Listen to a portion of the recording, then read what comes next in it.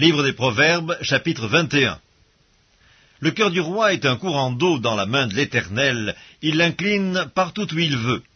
Toutes les voies de l'homme sont droites à ses yeux, mais celui qui pèse les cœurs, c'est l'Éternel. La pratique de la justice et de l'équité, voilà ce que l'Éternel préfère au sacrifice. Des regards hautains et un cœur qui s'enfle, cette lampe des méchants, ce n'est que péché. Les projets de l'homme diligent ne mènent qu'à l'abondance, mais celui qui agit avec précipitation n'arrive qu'à la disette. Des trésors acquis par une langue mensongère sont une vanité fugitive et l'avant-coureur de la mort. La violence des méchants les emporte parce qu'ils refusent de faire ce qui est juste. Le coupable suit des voies détournées, mais l'innocent agit avec droiture.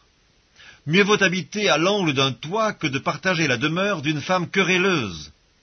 L'âme du méchant désire le mal, son ami ne trouve pas grâce à ses yeux.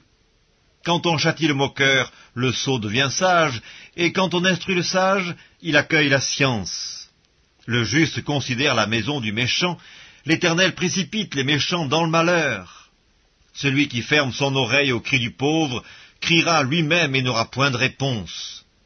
Un don fait en secret apaise la colère, et un présent fait en cachette calme une fureur violente. C'est une joie pour le juste de pratiquer la justice, mais la ruine est pour ceux qui font le mal. L'homme qui s'écarte du chemin de la sagesse reposera dans l'assemblée des morts. Celui qui aime la joie reste dans l'indigence, celui qui aime le vin et l'huile ne s'enrichit pas. Le méchant sert de rançon pour le juste, et le perfide pour les hommes droits. Mieux vaut habiter dans une terre déserte qu'avec une femme querelleuse et irritable.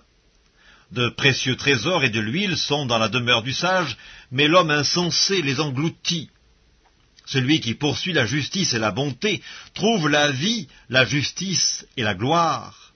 Le sage monte dans la ville des héros, et il abat la force qui lui donnait de l'assurance. Celui qui veille sur sa bouche et sur sa langue préserve son âme des angoisses. L'orgueilleux, le hautain, s'appelle un moqueur, il agit avec la fureur de l'arrogance. Les désirs du paresseux le tuent parce que ses mains refusent de travailler. Tout le jour il éprouve des désirs, mais le juste donne sans parcimonie. Le sacrifice des méchants est quelque chose d'abominable, combien plus quand il l'offre avec des pensées criminelles. Le témoin menteur périra, mais l'homme qui écoute parlera toujours. Le méchant prend un air effronté, mais l'homme droit affermit sa voix. Il n'y a ni sagesse, ni intelligence, ni conseil en face de l'Éternel. Le cheval est équipé pour le jour de la bataille, mais la délivrance appartient à l'Éternel.